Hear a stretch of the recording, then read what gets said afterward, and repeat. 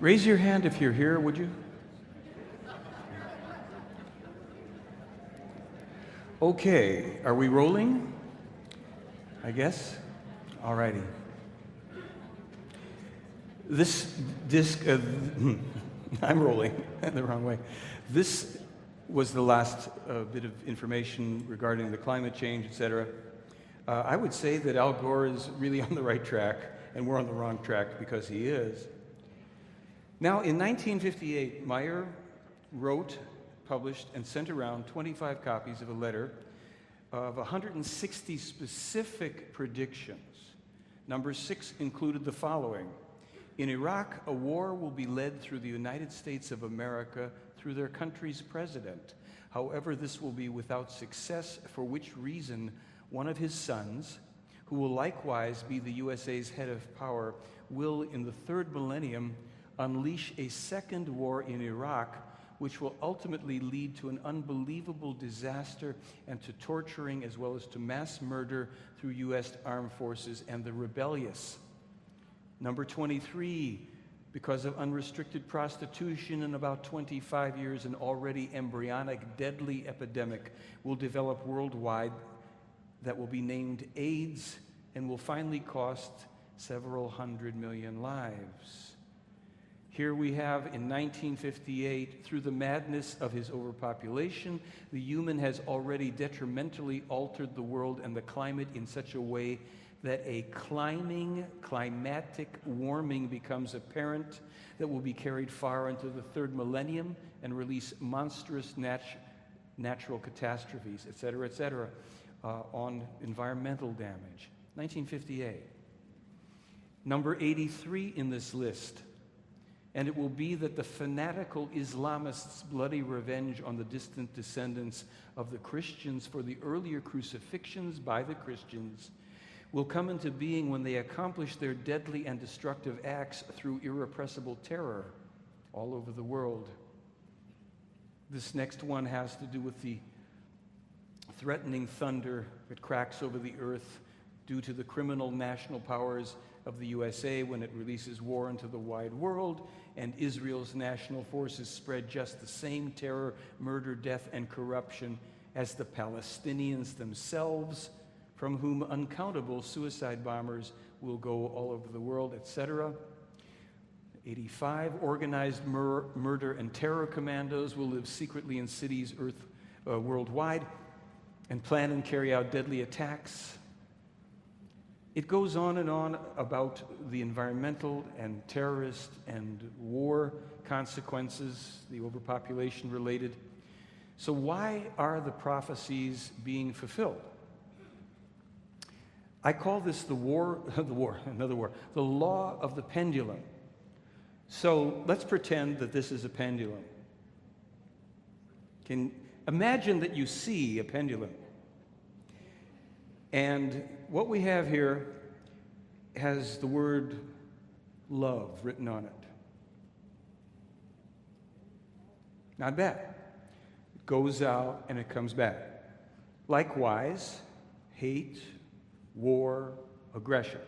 Now, what isn't known to most people, certainly not in our country, is that in the past 60 years, the U.S., its governments, have moved against people over 200 times, unprovoked attacks of aggression against other countries, other peoples, meaning everything from destabilizations, installations of dictators, raping the mineral rights and enforcing terror in a country in order to destabilize it, to outright attacks and bombing. Over 200 times in the past 60 years, not one of the countries that we aggressed against ever attacked us. They didn't initiate anything. It was judged to be in Americans' best interest. So we sent out this pendulum time and time again, and we never saw an immediate consequence to it.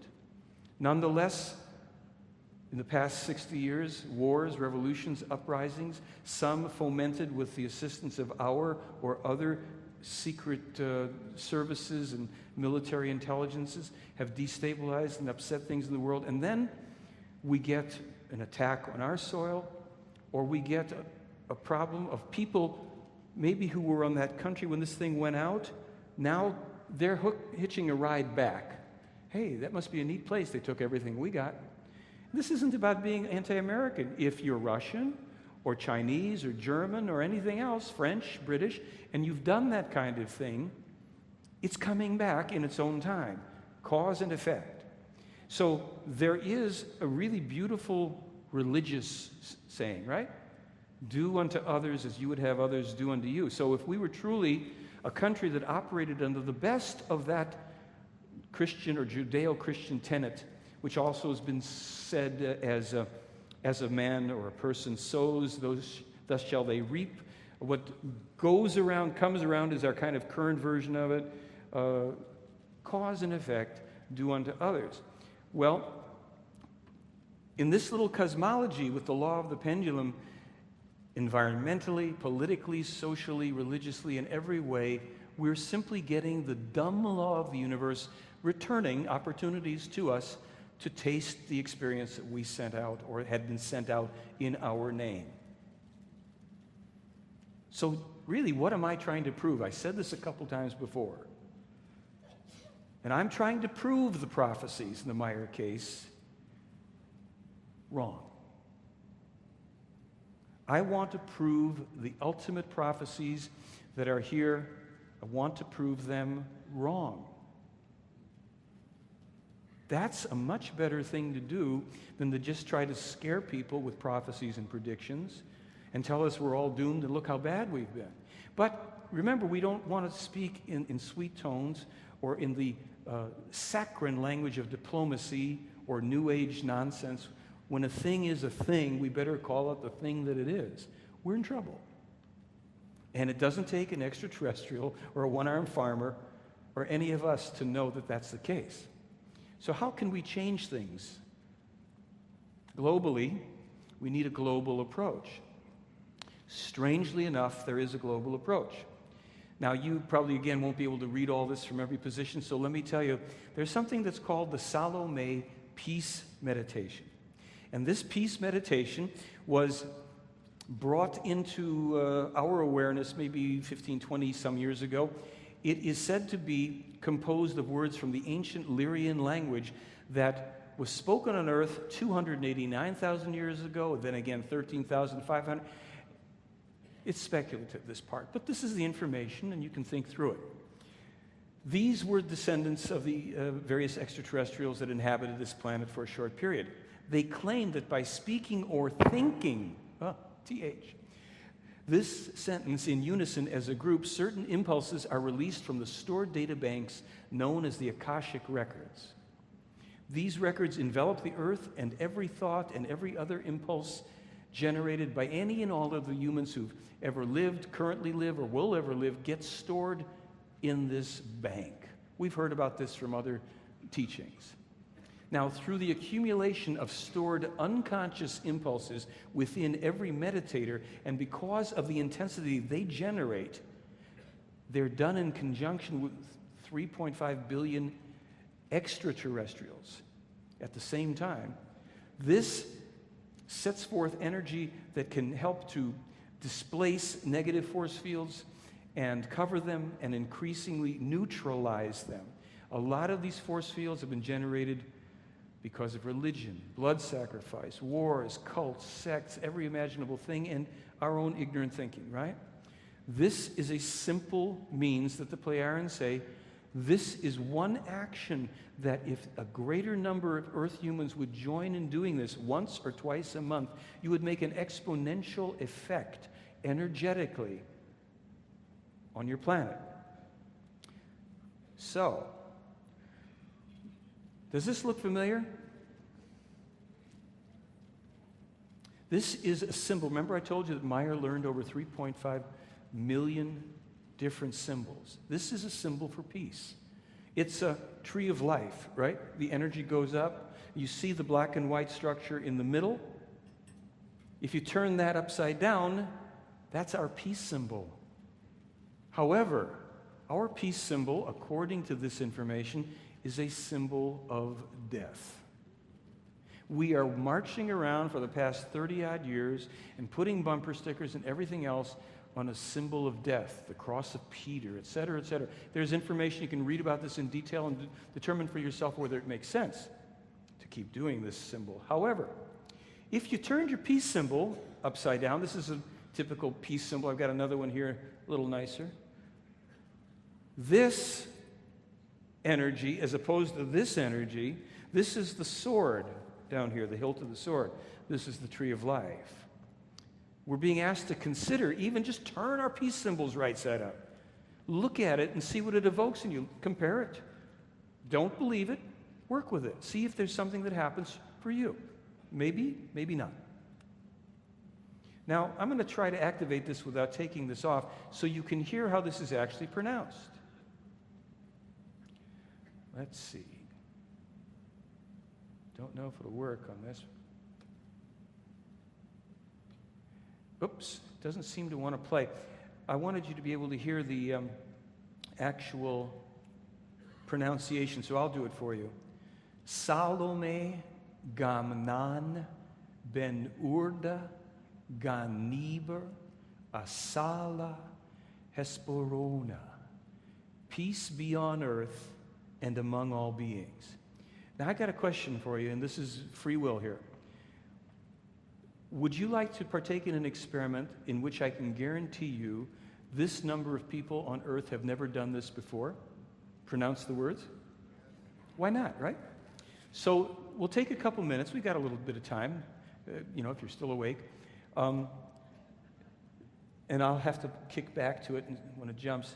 So the first word is Salome. It's a long A. Salome. Salome, right? The next word is Gam. It's pretty simple, Gam. And the next word is Nan. Let's do those three words. Salome, Gamnan. Now the next word is Ben Urda. Yeah, almost like Ben Hur, but Ben Urda. So it's Salome, Gamnan, Ben Urda. Let's get to the rest of it. This will jump here, maybe the same, but Ganiber, Ganiber, Asala, Hesperona. So let's try it together. Salome, Gamnan, Ben Urda, Ganiber, Asala, Hesperona. Now I'm going to ask this. I'll explain how this usually works. And if it dips off, I'll bring it back up. This is done for 20 minutes on the first and third Saturdays. Some people do it also on Sundays of every month. Some people do it once a month, one Saturday of the month for 20 minutes. And the times, it's all on the website. Again, it's something free you can do. Yes, there's a little pyramid that you can use and all that stuff, but don't worry about it if that doesn't float your boat. The intention, because as it says here, peace be on earth and among all beings, right? Is there anything wrong with that statement? Can we live with that? Though it's what the words mean. So it's not, I pledge allegiance. It's nothing like that. What's that? Some idiot will find some fault at that. Yes, there's always some way to find fault with plenty of ways to do that. So let's just try this a few times. If we can do this 10 times, and you just see if you can do it, and feel the vibration for yourself. All right, I'm going to try to lead it, and it goes like this. Salome, Gamnan, Ben Urda, Ganiber, Asala, Hesperona. Salome, Gamnan, Ben Urda, Ganiber, Asala, Hesperona. Salome, Gamnan, Ben Urda, Ganiber, Asala, Hesperona. Salome, Gamnan, Ben Urda, Ganiber, Asala, Hesperona, Salome, Gamnan, Ben Urda, Ganiber, Asala, Hesperona, Salome, Gamnan, Ben Urda, Ganiber, Asala, Hesperona, Salome, Gamnan, Ben Urda, Ganiber, Asala, Hesperona. Maybe that's short, but I don't want to keep you at it too long. When it's done in a group, each person can actually do it at their own rate of speed. There's a little CD they have in Switzerland, so you'll hear Salome, Gamna. Somebody has Salome, Gamna. They're just putting it out there. And if this mechanism actually helps us, far be it from me to not participate. Now, the Talmud of Emmanuel. This is the next segment here we're going to get into. I just want to say one thing about this whole Meier case again, because there are people that still would say, oh, it's obviously a hoax. The one-armed guy fashioned all these little things by himself. Oh no, he had accomplices, even though in 8 years of on-site investigation, not one accomplice, not one detailed model, no explanation for the sounds and the 17 people that were present when Meier recorded it, and they were analyzed in 3 different sound labs, and they're irreproducible to this day. No, it's got to be a hoax.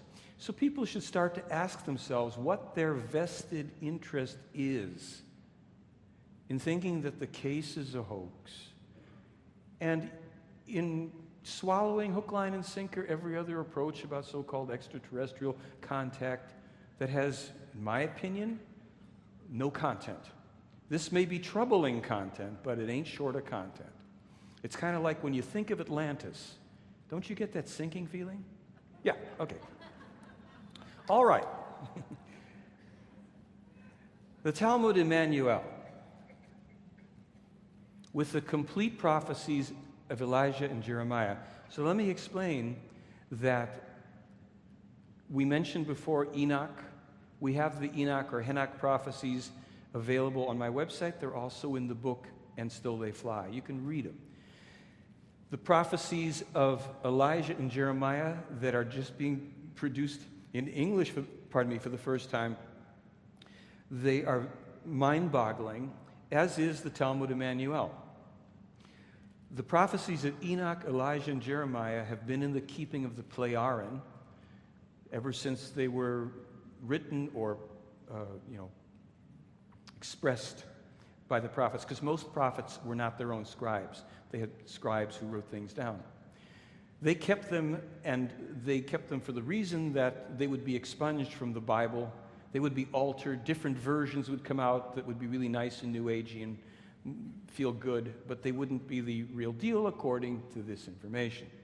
So this book comes out within a few weeks now, and it's the last translation of it, because the German translation is always has to be refined in terms of the meanings of the words.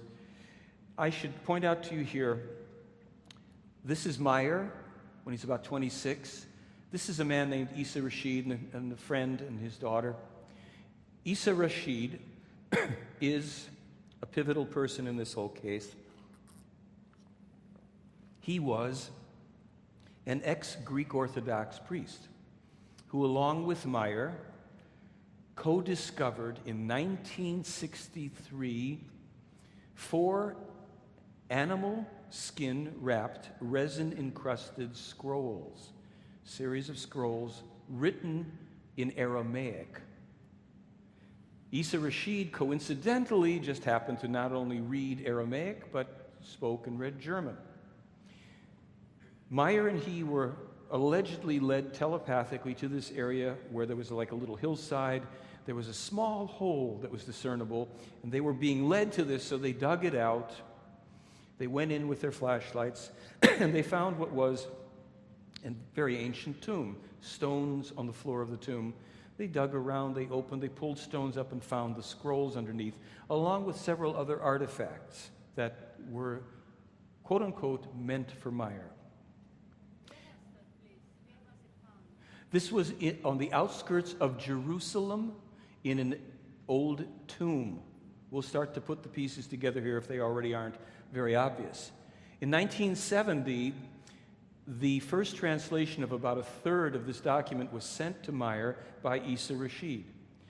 Shortly thereafter, he and his family fled into Lebanon to a refugee village because people had found out, he lived in Jerusalem, they found out that he was in possession of some very important scrolls. And both Christian and Jewish interests were not happy about this and wanted to take possession of the scrolls.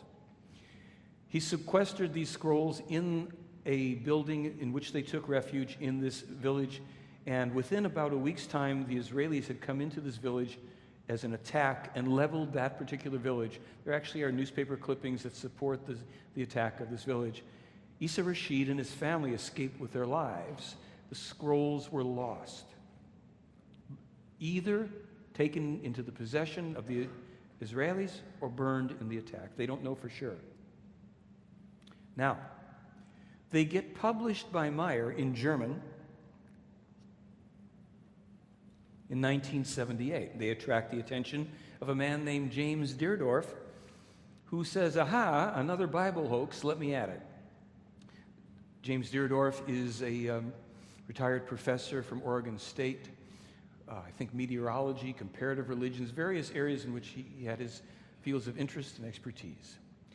He then discovers, after over a year of analyzing and comparing, that the Talmud Emmanuel resolves over 335 inconsistencies in the book of Matthew, 100 or more of which were not even known about or discussed until after not only the discovery, but the publication in German of the document.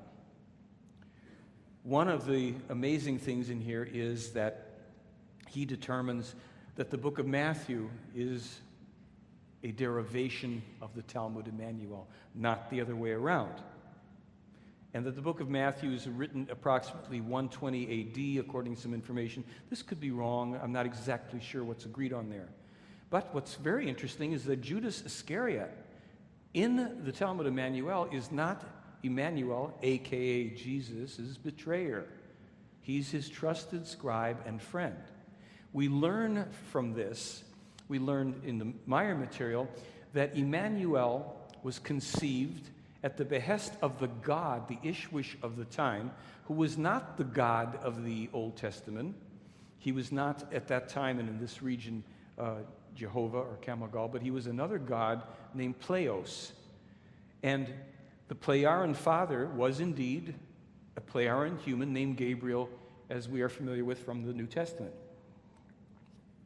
Emmanuel then is the fifth prophet in this specific lineage, as I mentioned before, and it is said that he survived the crucifixion and traveled with his family and Judas to India.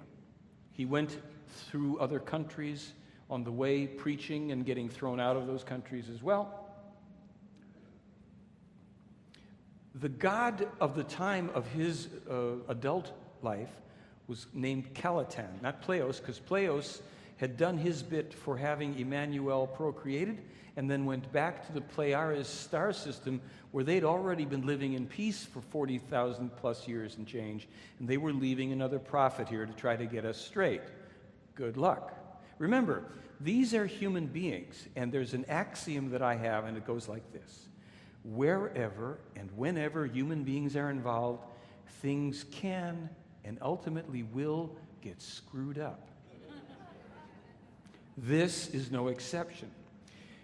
According to Meier, and I asked this of him, he did not marry Mary Magdalene. She was, quote unquote, a woman friend, but he did marry an Indian woman after his mother had died. I think his mother died when he was 38, according to the story around the Talmud.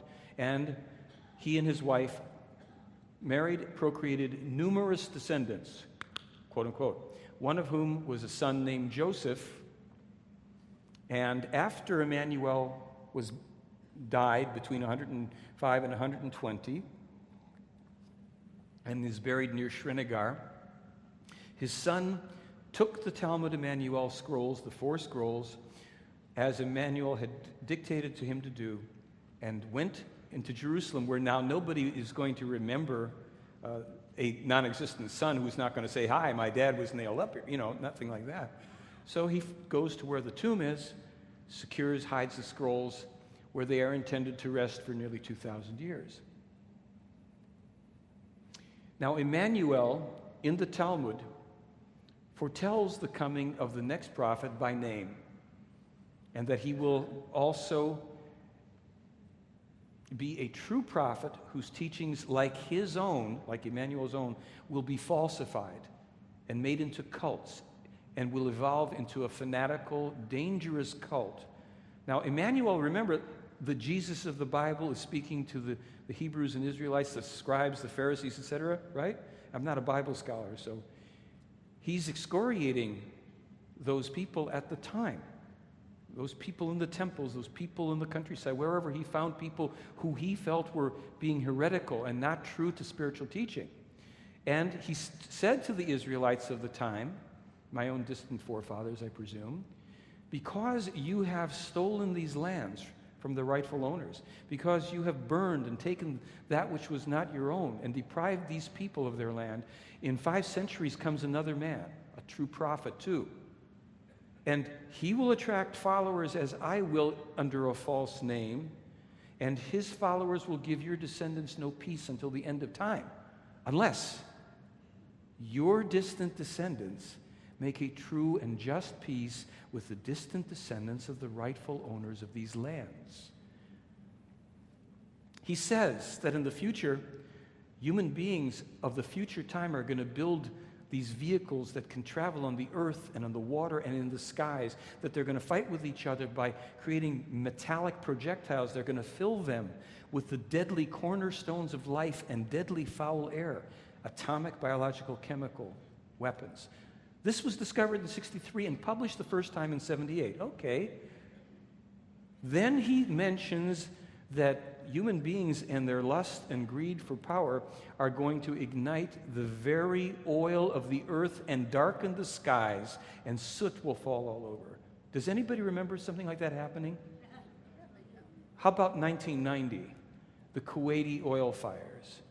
Now look, here's a document that we can say, well, we can't prove it was discovered in 1963, but we can prove it was published in 78. Okay, atomic biological missiles, well, maybe someone could figure that out. Now we've got the darkened skies from the oil fires. Then he goes on and talks about a coming destruction of Jerusalem that reads very much like a nuclear attack. And of course, as I already said, again, he says, this is avoidable if Israel will make a true and just peace with the people that will no longer be on their ancestors' land. He says then that there is a danger of a new worldwide war, but simultaneously, while these terrible crises are coming to the fore during this time, the true teachings will again be presented to the world, and that they're not his teachings. They are the true eternal teachings of creation as have been presented before and ignored, corrupted, redacted, edited, eliminated from each of the prophets that preceded him.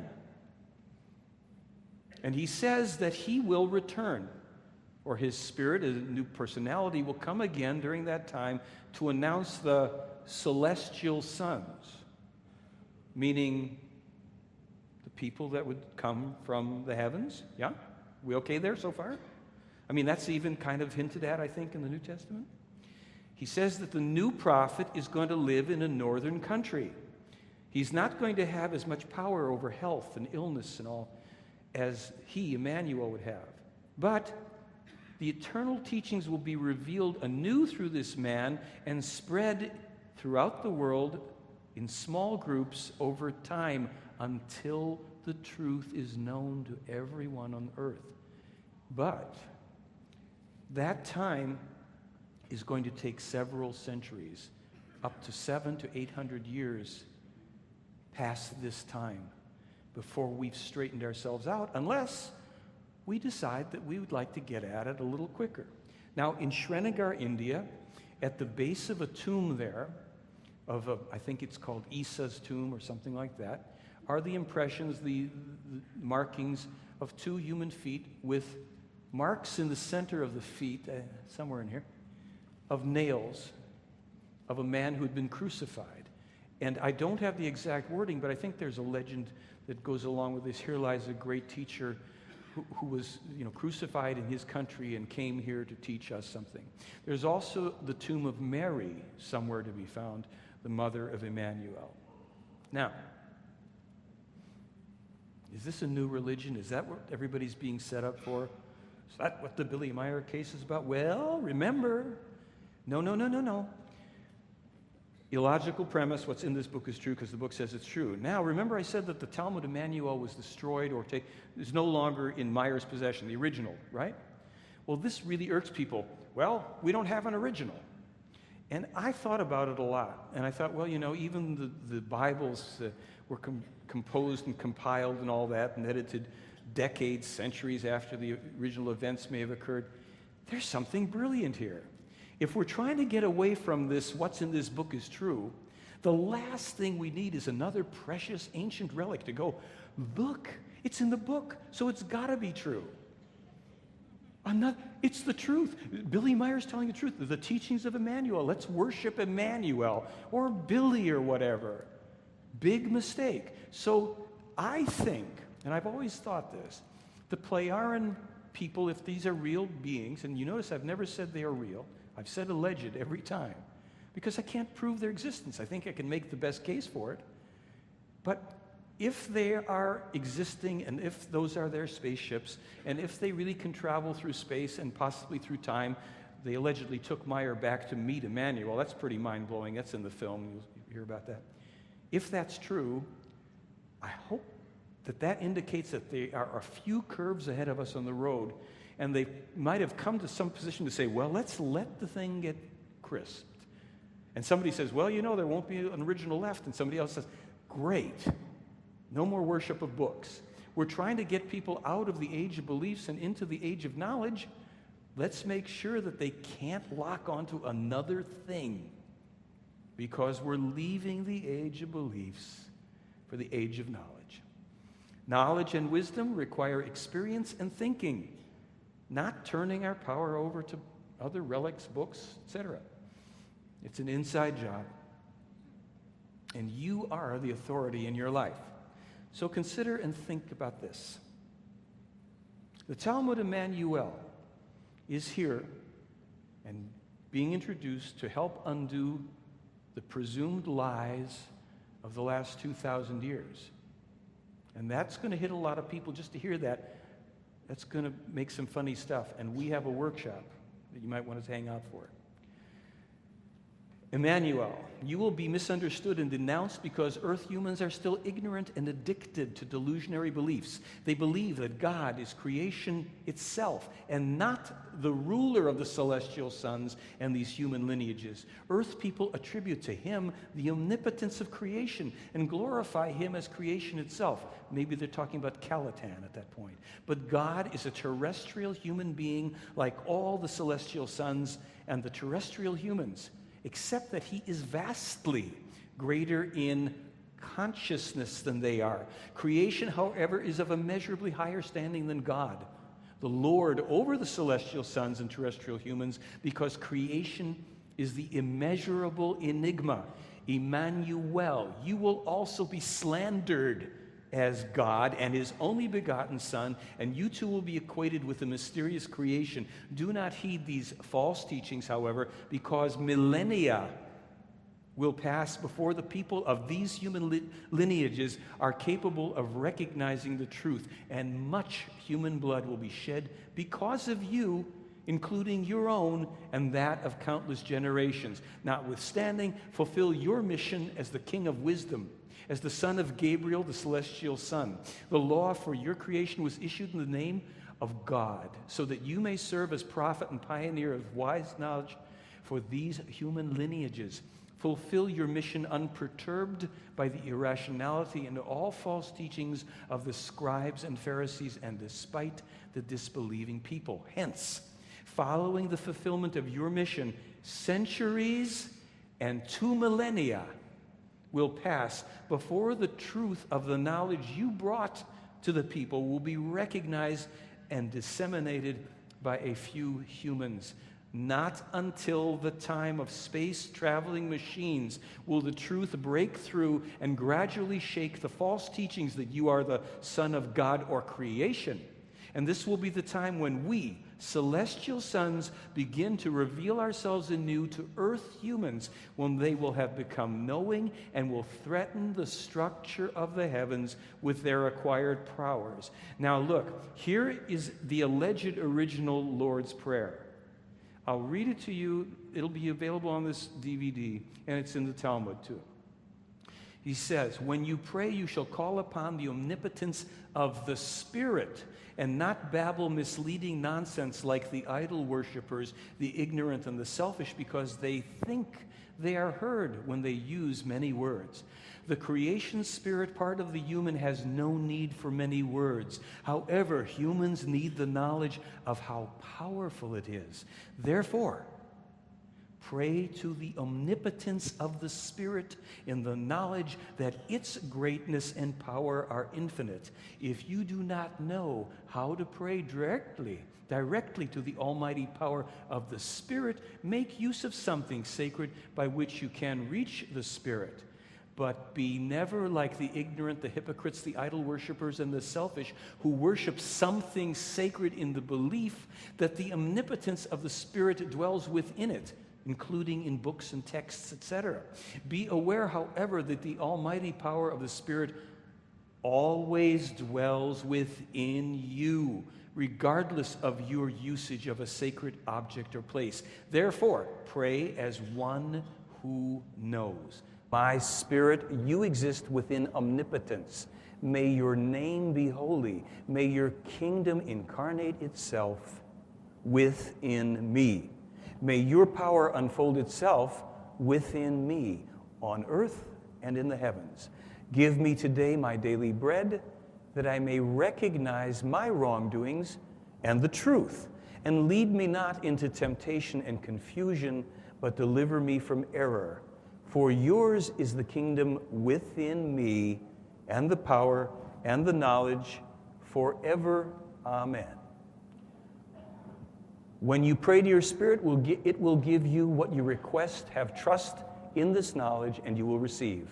However, if you believe in the false teachings that the power and Spirit do not dwell within you, then you will be without knowledge and will live in spiritual poverty. That's enough of that for right now. You can always read it in the book if you want and think through it. But it's a very different perspective. And Emmanuel said, truly, I have not come to bring peace, but the sword of knowledge about the power of the Spirit which dwells within humans.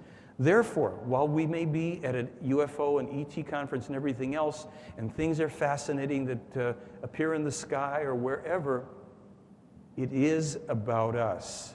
That is what the Meier case is about. So there are also, and I'm not going to read all of this to you because it would really put you to sleep, although it should ultimately awaken you when you read it on your own.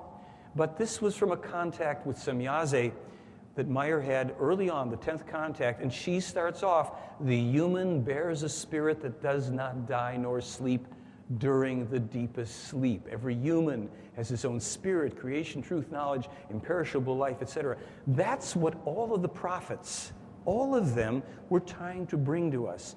But as soon as that my mother told me a story many years ago, and I didn't get it at the time. I don't know if you'll get it now. There were two guys walking down the street. One of them's a regular guy, and one of them's the devil. They're following somebody in front of him. And as this guy's walking, he suddenly bends down, he picks something up, and he's happy and ecstatic, and he clutches it to his chest. The devil starts bouncing up and down with joy and glee. And the guy next to him says, hey, excuse me, what are you so happy about? The devil stops bouncing from him, and he says, He just discovered the truth. So the guy says, well, wait a minute. It sounds like you're out of business. If he discovered the truth, what are you so excited about? He says, I'm going to help him organize it.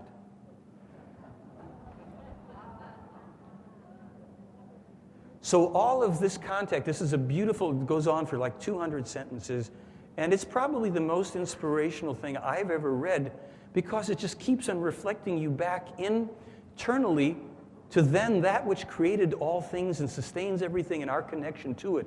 There's no fear, there's no threats, there's no God taking side in football games or wars, there's nobody saying if you don't do this and look that way, you're going, I'm going to be dipping you forever in a molten lake. There's no harps to play.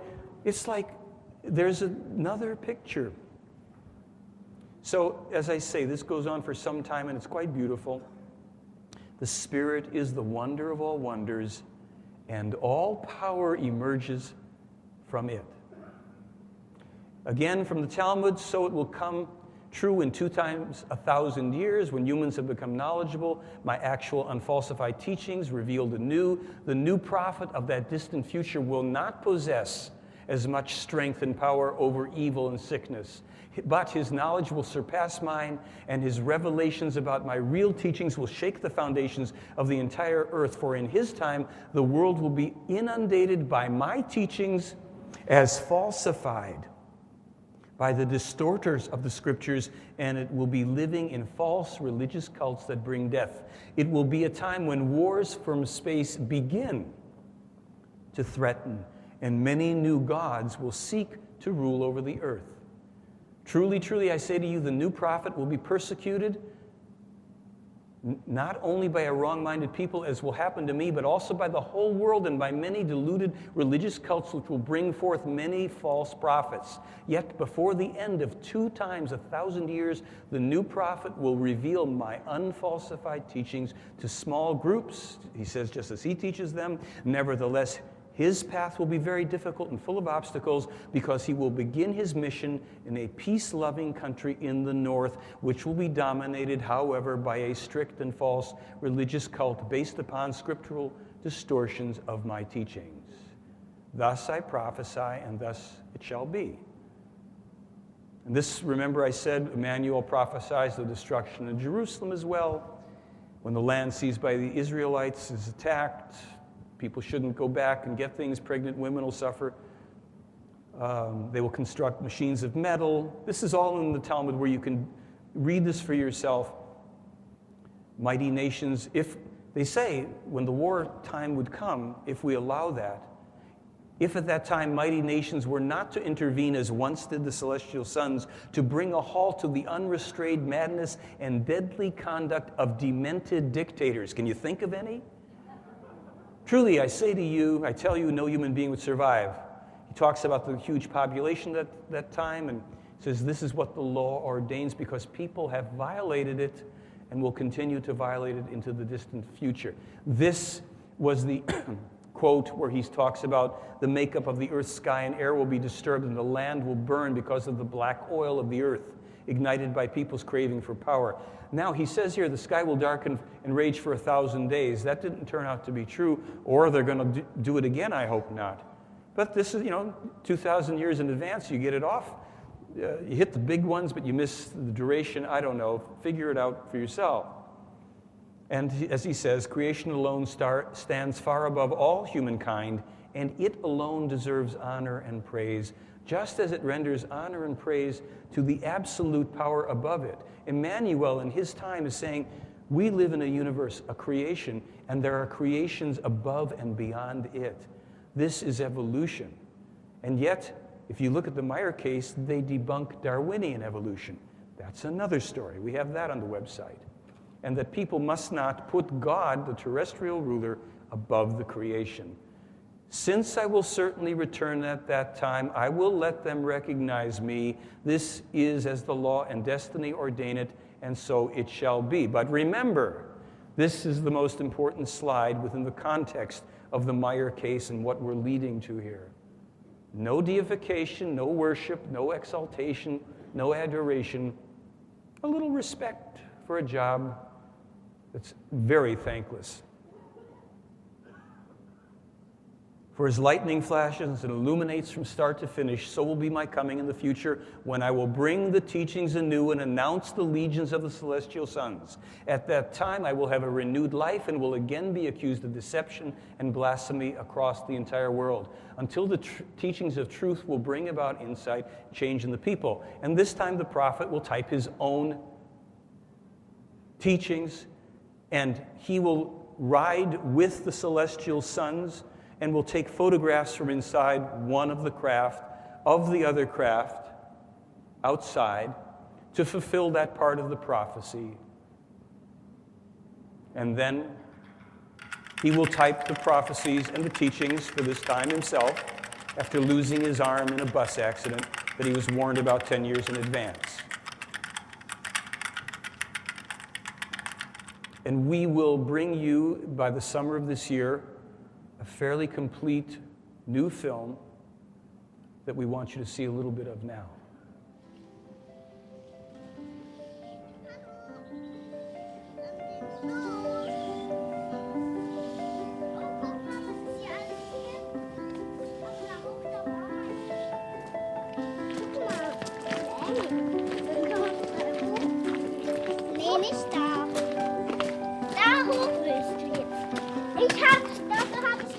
Wir sind hier auf der Erde, unser Leben zu führen. We are here on earth to live our lives so that the consciousness can evolve, so it can collect knowledge and wisdom, build love, freedom, and harmony, so that the human can learn he stands here in the material life on earth, exactly as other human civilizations do on other worlds and in the entire universe. Welten im gesamten Universum dasselbe tun. Nein, ich kann das allein, ich bin kein Baby mehr.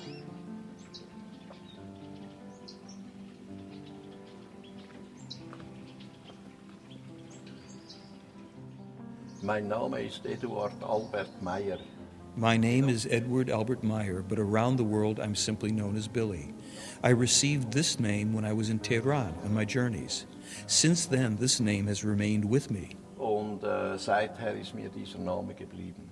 Hier ein Andenken, dass man Here's a souvenir that they had nailed onto the main door to my home. It's enough, you dog, you will be put down. Shortly after they had nailed this letter to my... Oops. Sorry, folks.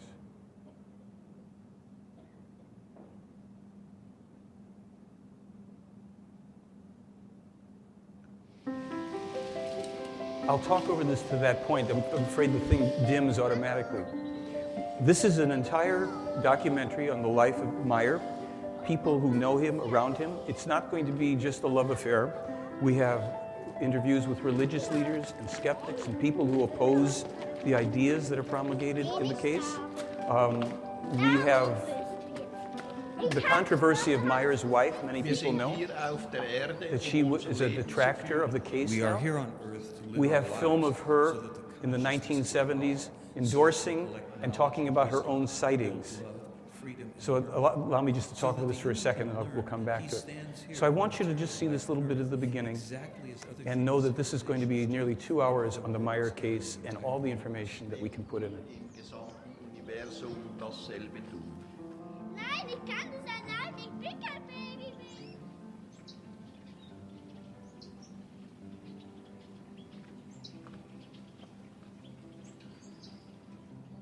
Mein Name ist Eduard Albert Meier. My name is Edward Albert Meier, but around the world I'm simply known as Billy. I received this name when I was in Tehran on my journeys. Since then, this name has remained with me. Und seither ist mir dieser Name geblieben. Hier ein Andenken, dass man Here's a souvenir that they had nailed onto the main door to my home. It's enough, you dog, you will be put down. Shortly after they had nailed this letter to my door, there was another an attempt, die Türe genagelt war, hat es dann einige Tage später and they tried again to catapult me out of my life and shot at me. aus dem Leben befördern wollen und hat auf mich geschossen. Und hier ist der Platz, als ich einmal And here is the place that I once was told to come for a contact. Jacobus was here with me and 2 other men in the late night hours. They shot at me from down there. da hat man von hier drunten hat man auf mich geschossen. Das habe ich aber Tage zuvor. But I had dreamt about this days before and had hung a metal plate in front of my chest under the jacket and an agenda and the shot went into the agenda and into the metal plate. Dann genau in die Agenda rein und in die Metallplatte und so hat es mir das Leben gerettet. Durch einen Traum, den ich zuvor hatte. And so my life was saved through the dream I had, because I always and always have dreams which show me events that will come true in the future. Can we all have dreams like that? Es können eigentlich alle Menschen. Actually, all humans can have these kinds of dreams if they concentrate and start to steer their dreams. And when they make themselves somehow capable to have visions through their dreams, they will have truth dreams, and so on and so forth. Irgendwie durch die Träume eben Visionen. But it depends naturally upon the human concentrating hard and using his consciousness to truly direct the energies and powers that come out of the Der consciousness. Mensch sehr konzentriert sein Bewusstsein dazu benutzt, nach der linken Seite hierauf. Up to the left side over here where the road goes into the forest, Langholz is situated there, and that also has gotten us great photographs. Where are we going now, Billy?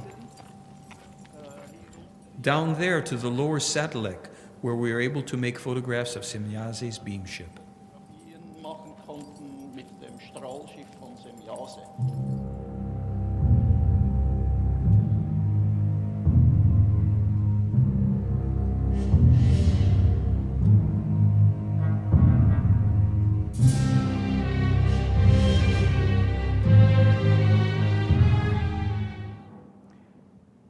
That's the trailer. Thank you. You saw the roads he was walking down there? Many people here, you've seen the photographs in the books, right? And it's so easy for the skeptics and the debunkers to say, well, he's hanging models. Walk those roads, up and down those. That was one of the easy locations. And you saw the photograph taken over a log pile that was there. You try to figure out how a one-armed man, even with a crew of elves, would get out there and take 1,200 photographs, clear photos, 8 films, a video, etc., and fool people for 30 years with it. It's mind-boggling. And we just hope that we'll present both sides. We're going to have a skeptic in there explaining how it was all hoax, too. So it'll be interesting. So do you really think that this is all still about extraterrestrials, UFOs, gods, and exopolitics and ascension and angels and masters and gurus and cults and saints and etc.? Or is it really about us and about this? Truly, I've not come to bring peace, but the sword of knowledge about the power of the Spirit which dwells within humans. I was looking for somebody to believe in, someone who'd save the day when things go wrong, someone who'd live and die for all the things I only cry for, someone who'd change my life, change it with a song. And I was looking for someone with all the answers, someone who'd show me how to play the game, to be stronger than the madness, all the anger, or stronger than the sadness, all the anger and the madness. But how long can I hide the one I'm trying to find? I'll be my own hero. I'll make my own magic. I'll change the endings that used to be tragic. I'll be all I am without armor or mask. I'll be my own hero at last. Now, I don't need someone to come and save me and tell me how my life's supposed to be. I keep on taking chances, finding my own answers. Love's the only savior I will ever need. And I'll be my own hero. I'll make my own magic. I'll change the endings that used to be tragic. And all through my life, I'll let love lead me on. I'll be my own hero. I'll sing my own song. Thank you. Thank you. We talk now about an individual approach. And that's where we come to the standing in spirit part, which is a workshop. And I'm going to give you the option, because we just would roll right into it. If anybody here doesn't want to participate, whatever reason, we'll give a minute or two for those that feel they don't want to go through this. Anybody that wants to go through it, it won't be an ordeal. It's fairly direct and to the point, but use your own discretion, your own tolerance, your own bladder, whatever it may be, okay? So let me just say a little bit about this And if you're leaving, we'll understand. I think in the beginning I showed you my little resume and I said I created this in 1990. And recently, Meier and the people in Switzerland have asked that I do this workshop at the end of every lecture so that we're not just focused on all this stuff, phenomenon, text, everything else, but we find, and many of you may already have a good way, this is another way to make the internal connection. Remember, wisdom is the greatest asset of humanity, and so is the created will, which is Lord over love and happiness. But all of this is meaningless without the power of the Spirit. And the last quote before we get into this: there is no higher happiness than wisdom, no better friend than knowledge, and no other Savior than the power of the Spirit.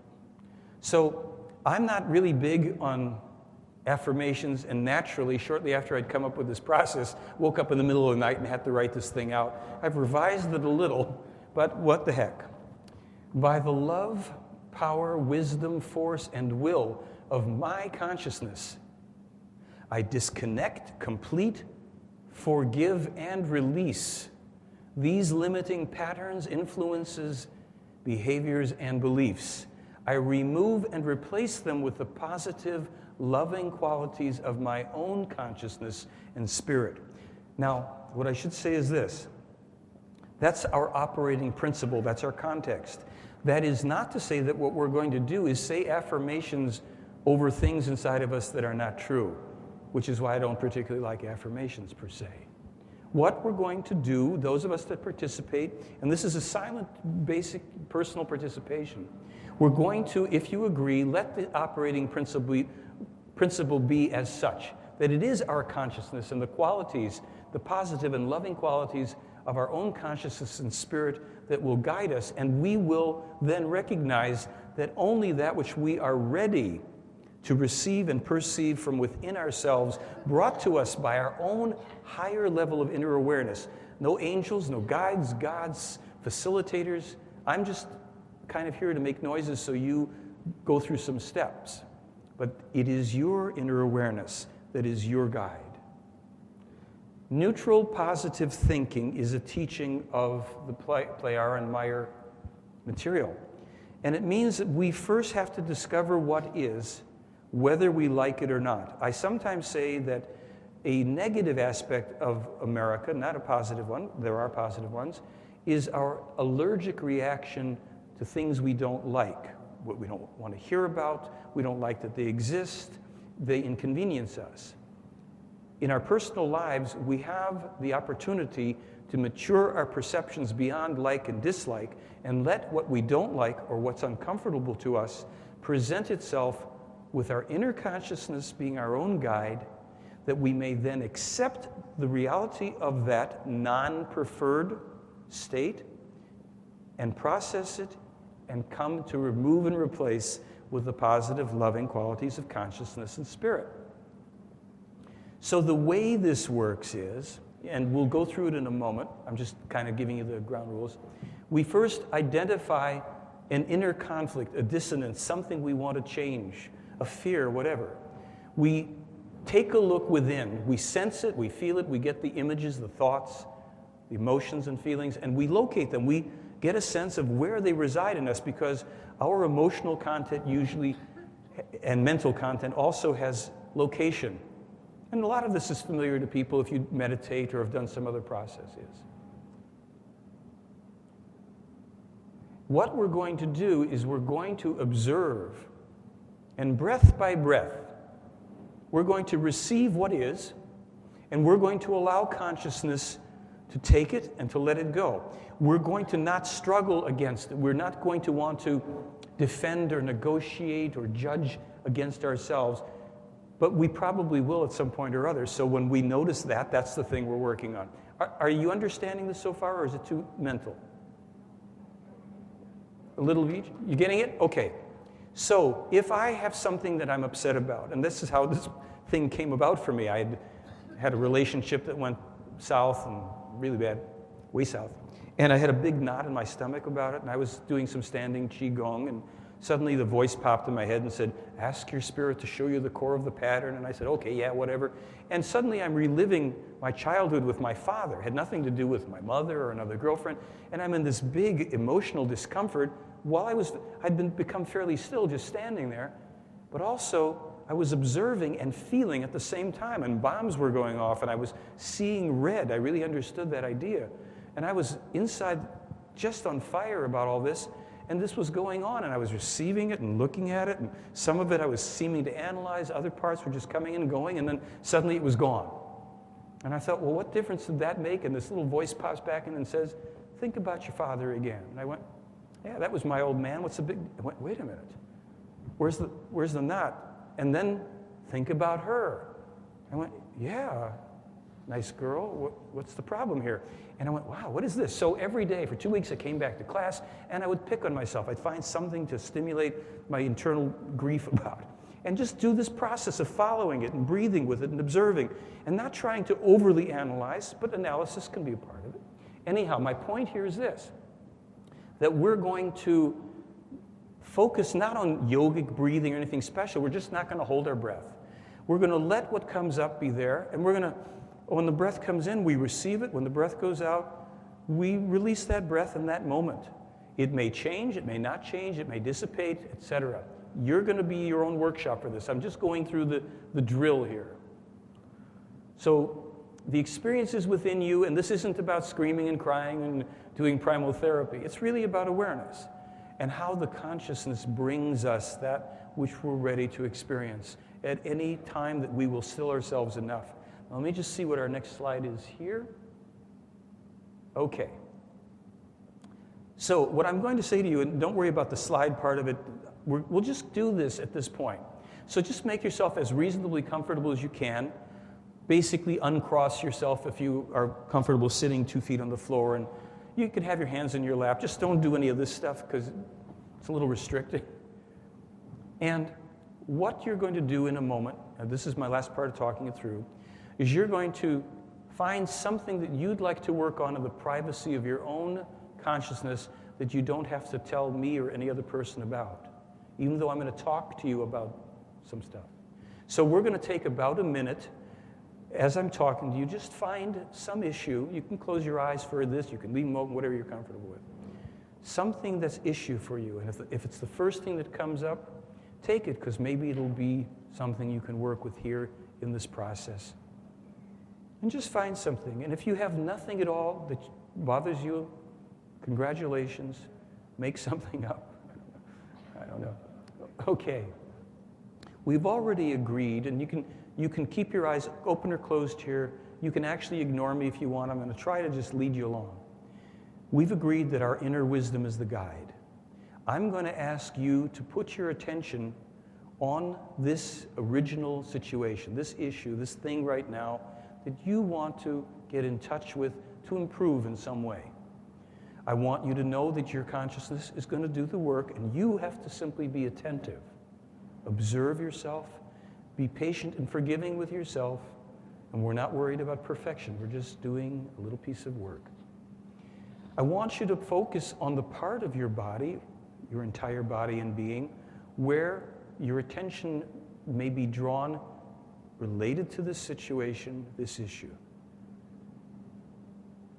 And all I want you to do right now is I want you to breathe in and out and continue to do that for many decades to come, but just while we're here, stay with it. And I want you to try to keep this issue in the forefront of your inner awareness. Some people see pictures or movies, some don't. Some just have an idea, a feeling, a sound, a memory. Whatever is true for you, I want you to be with that issue now. I simply want you to do breath by breath. Let it come and let the breath go, and just be there for whatever is. There may be nothing, something, a lot, a little. We're just taking our first step into this process. Breathe, observe, feel. Stay present with and for yourself, for no one else. We'll only take another 10, 20 seconds just for this so you can just observe.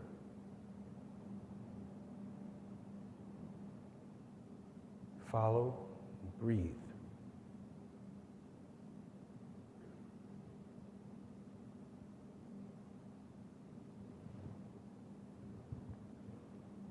Breath by breath, just take a little time. And don't worry, this can always be shown to you at yet another time and you'll get it. Now, just notice for yourself. Bring up this idea of reintroducing the thing you were working with. And we're doing a kind of compressed version of this, albeit. Just bring up that situation and notice it again and see if it resides in the same place inside of you, with the same intensity, more or less. And if you are willing, if it's not uncomfortable for you, see if you can provoke it a little more. Enrich the picture. Throw some more on the fire here. Bring up another image or an association inside yourself. And allow expectation to not be the important part.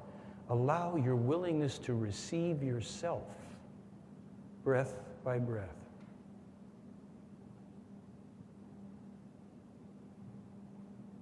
There is no wrong way to do this. Just be with yourself.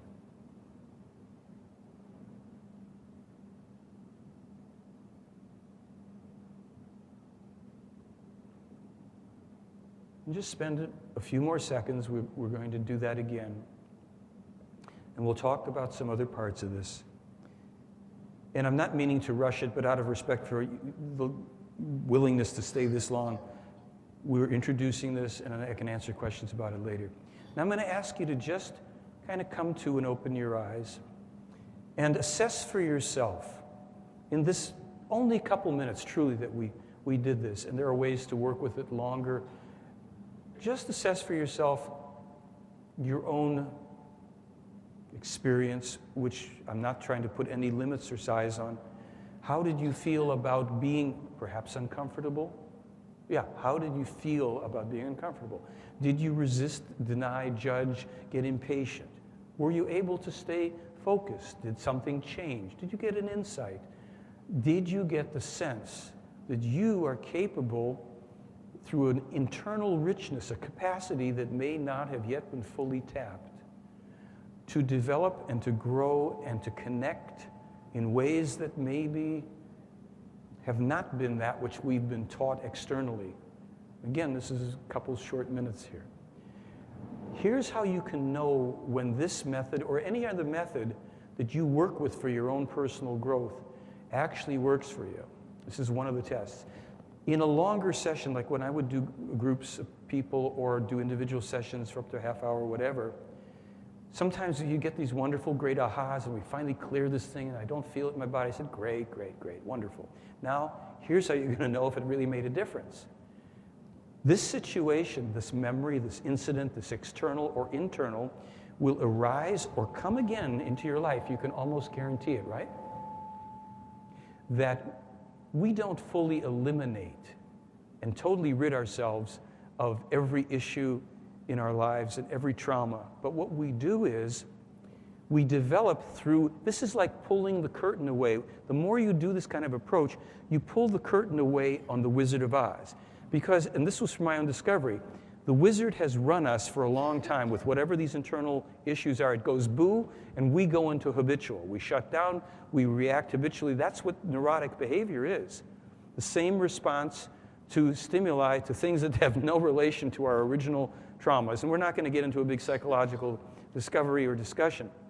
But when we are willing to receive, whether we like it or not, what is present for us, and we can breathe, we can respire through it, and we go, oh, really? Okay, give me your best shot. And it goes kaboom. And you go, well, give me your best shot. And it goes kaboom.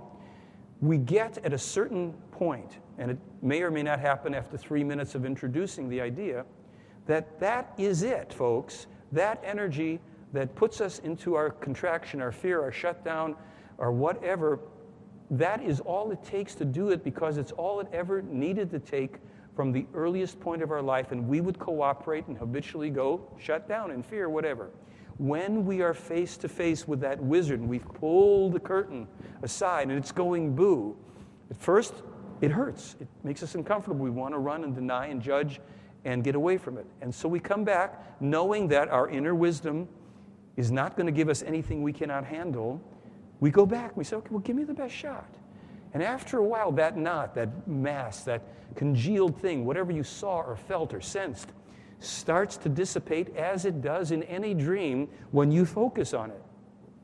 Not because I'm trying to say, I'm a lovable, wonderful person, I'm rich, I want the... You know, rich people don't have affirmations in the refrigerator saying, I'm a wealthy person. They know they're wealthy people. They got other things going on. And people that are healed of this issue or that, they don't have to put that up there either. So even the operating principles, just to acknowledge for ourselves, we have this inner consciousness ever developing.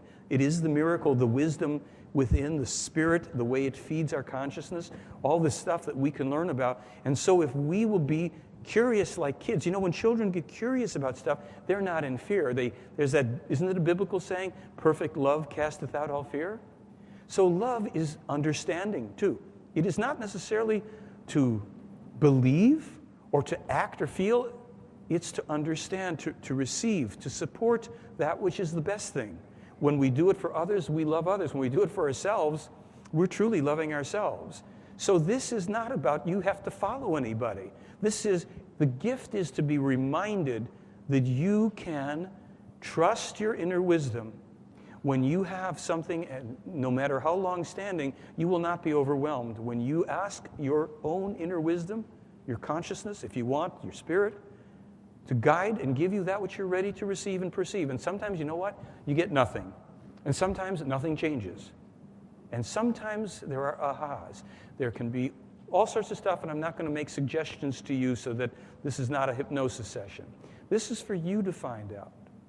And I really invite you to know that one of the ways of testing it, therefore, is when the external stimuli appears or reappears, do you have no choice over your behavior and you do the same thing? It's okay if you're aware of it.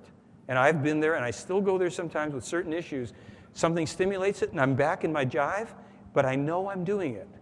When I'm in my next better self, I do anything but my regular song and dance when that thing is said to me or when I come in contact with that particular person that still has my button or whatever. But I know I'm doing it, and when I know that a degree of mastery has occurred is when I go, okay, I'm not doing that. I think I'm going to do a specific other thing. I have choice.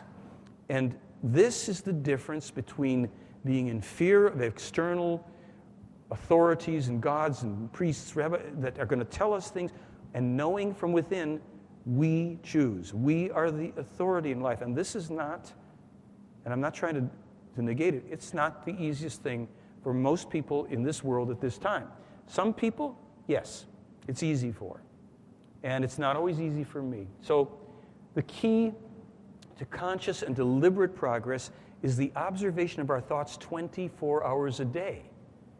We choose. As we observe our thoughts, we notice what we're thinking and what we're perpetuating. So if we don't like that world out there, that relationship, we listen as we see the thought, as we hear the thought, as we feel it, we can say no thank you. Some people go uncreate that, not preferred, whatever. And we replace it with a thought of our choosing. But we first have to acknowledge it. That's coming right back to what is. So we take back the power from the external source. This is our work. When the teachings are to be spread anew, quote unquote, sorry folks, it has nothing to do with that the teachings are that extraterrestrials are coming and that we have them walking among us and they're in the supermarkets and we're going to be on ships and I'm channeling this one. It's much more universally true. These extraterrestrials in this case, they meditate, they do their own work, and they make their mistakes to this day. And there's some famous ones in this case. So this isn't about perfection. It's about the process and the progress. When we think for ourselves, we do rediscover this immense and liberating power of true knowledge and timeless wisdom. That's the gift of life. Not the ETs, not the prophets, It's the gift of life, of the creation, of the Spirit. It takes a reintroduction, a battle to bring it back in a world where we have now 3 major religions at each other's throats and every ism on the planet going, adding to the mess. So we might as well party on down and get to know ourselves, and have dominion. It's like dominion over self is how we rule. And justice is the lustrous, crowning jewel. The light of truth comes shining through for all the people in the world like you and me. And that's the silent revolution of truth as well. So I'm going to do one more little lyric, if I may, that takes it out of one place and puts it in another. You wander through the world, you know there's something you were born to do. And everywhere you wander, you'll hear your destiny call out to you. It's ringing true, for you are the hope of tomorrow. Yours are the dreams that never sleep. You're the one for whom life has just begun. You will find the stars within your reach. And you're gathering together everybody that you meet along the way, showing them the power of a heart that's free to give its love away. They'll hear you say, for you are the hope of tomorrow. Yours are the dreams that never sleep. You're the one for whom life has just begun. You will find the stars within your reach. But in a darkened moment when you fear there's not enough reason to keep going, instead of giving up, remember, for you are the hope of tomorrow. Yours are the dreams that never sleep. You're the one for whom life has just begun. You will find the stars within your reach. So that is a mini workshop with little suggestions placed in there, right? The workshop, I'm just going to tell you what's available. We're not going to do a big, hard commercial, but I have to do something. So this is the Standing in Spirit DVD, which has some of the Play Our and spiritual teachings on it and information, plus something like a 20, 30-minute workshop where you actually can sit while there's people doing it. You can do it for a longer period of time and be with it. This is, I'll mention this one. I haven't really put focus on it. I only mentioned the beginning. The Meier Contacts DVD, I put it out in 2004, and I talked about material in the Meier case from 1981 and 87, and some of the things that he put in prophecy and prediction back then and that are on this DVD occurred after this DVD came out. I call that legal proof. In other words, there's a copyright date on here. Even if you don't believe Meier said it in 81, 87, as I reported, it's on this, and the events happened a year and a half later. Such things as the Paris riots by the Islamic inhabitants and other things, and some things on there that we, with our Salome meditations and our standing in spirit, can see to and assure do not have to occur. If we are guided by our inner wisdom, we are able to create a peaceful kingdom. And this, I'm now running on reserve battery, okay. This is what this is about. The DVD is very comprehensive. It was the first one I put out. So it had the prophecies, predictions, and all this stuff. And I call it a collector's item because it will be something that you can turn to anybody and say, this has legitimate proof. If you don't even want to believe the photos are real and the scientific experts we quote on there and the metal sample analysis and the sound recordings and the rest of the 2 hours of it, see those things written there? Look at the copyright date and go on the internet and search and find out when those things happened. And they happened afterwards. And Still They Fly is a wonderful book by Guido Musburger, in which those earlier quotes about diplomacy and the hard language of truth. And I hope at this stage right now that you will understand that I'm not here to diss people. I'm not allergic to defending myself, and I don't mind that. And I think some things have to be said. But the main thing is that when we get into the language of truth, we're not afraid to be wrong. We're not afraid to be corrected. We don't have to make ourselves more than we are falsely, because what we are, in essence, is far greater than anything we could represent or concoct, being experts on anything or ET contactees or what have you. Again, this has things in it that were published and that occurred after the publication. So it's another great little item. The Talmud Emmanuel will be out in a few weeks. If you go to my website and you sign up on my website, I don't sell your name and I don't spam you. I will send you a notice as soon as the Talmud is out. You can read it for yourself. You can also then have the prophecies and predictions of Jeremiah and Elijah and Emmanuel, and you can make of it what you will. The letter from Isa Rashid to Billy Meier's in there, Meier's own comments and stuff. It's in German and in English, as they require these documents to be.